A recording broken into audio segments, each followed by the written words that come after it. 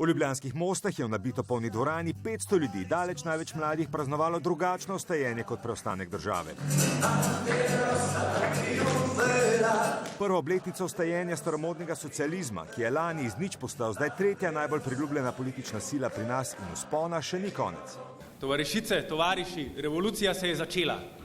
V španskih borcih sicer niso brali iz svetega pisma kot v cerkvah, a teksti revolucije so se slišali na las podobno. Kajti današnji premaganci so jutrišnji zmagovalci in iz nikoli nastane še danes.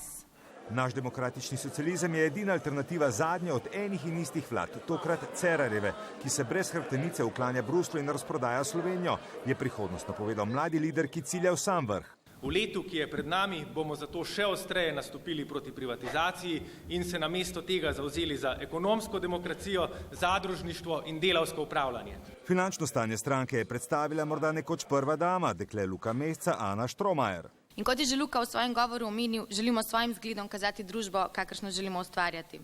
Zato bomo tudi pri finančni politiki sledili demokratičnosti, transparentnosti in socialističnemu načelu. Pošteno plačilo za pošteno delo.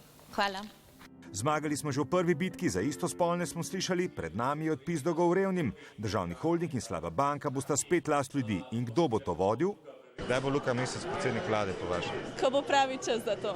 Na podlagi refleksije dogajanja bo ta odločitev sprejeta. Bo v prihodnosti še bolj odločno krojil politiko Slovenije in Evrope. Socialistično stranko je prišlo podpreti kar nekaj znanih simpatizerjev. Spraševali smo jih o aferi Plagiat, Weberkom in privatizaciji.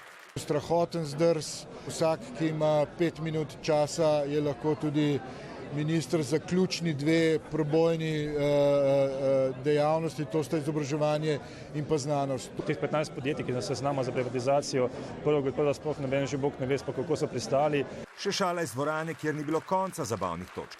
Če bi moj foter lahko vzel 150 milijonov evrov kredita, ki bi ga pol vi odplačevali, bi bilo tudi meni zelo kul, ne? A čas za prevzem oblasti še ni prišel. IDS in Združena levica pa bi najraje zmagala volitve kar sama, ker so vsi ostali stranke kapitala.